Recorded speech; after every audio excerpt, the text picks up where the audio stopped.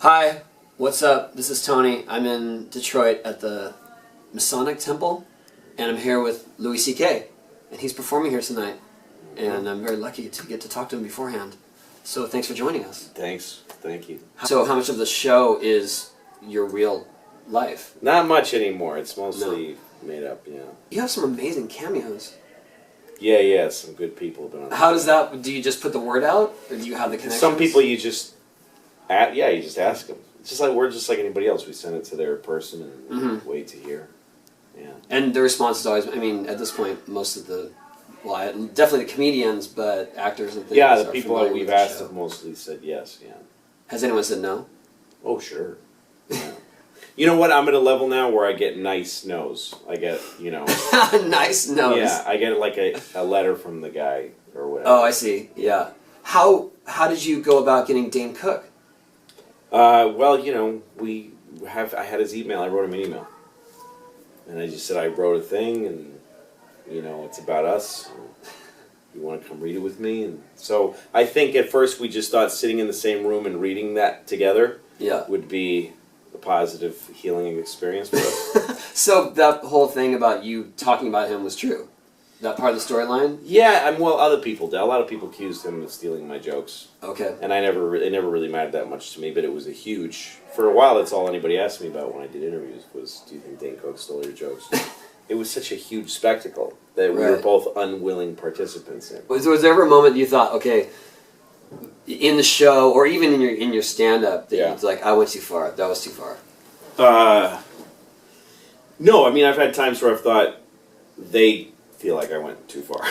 Yeah. But that was too far for this crowd. Okay. That happens. Yeah. You gotta acknowledge that. That's true. Yeah. They didn't like that. But I don't inside feel like, geez, I shouldn't have said that.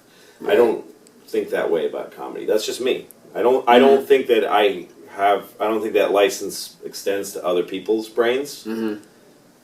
They're entitled to get upset if I said something. Yeah. And I'm responsible for that on some level. But I don't feel...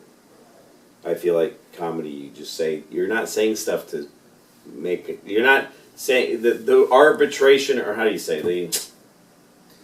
The measure of what you should say and how good it is on stage isn't whether it's right or wrong. That's not the point of it. Mm-hmm. I'm not trying to say a bunch of right things. Right. So... Well, yeah, clearly. I just wondered, like... we saw you perform, and you were talking about the I think it was the Asian woman you saw. Yeah. Like, and then you're like, I don't know, I want to see a kid. Maybe I want to fuck a kid. I don't know. And yeah. I remember that moment. Yeah. And people were laughing, but they're like, oh my God. And you're like, I just want to say something to make you guys feel uncomfortable. Yes, yeah. I found this YouTube clip, and it's an old scratchy audio, like you can barely hear me, and I'm saying, Oklahoma City's a shitty place. I hate it, and somebody ought to light a bomb in front of a federal building there. Oh my God. And I heard this, and I was like, why did I say that all those years ago?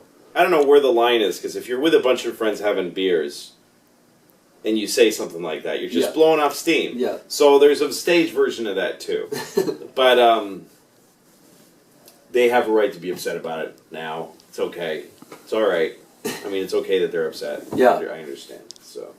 Too soon? Yeah, the too soon thing, it's like if you add time, that's bullshit. That's like a fake decency. It's like, if I wait a while, then I can say something awful about this. Right. Why is that better? Yes, I agree. It's not better. I agree.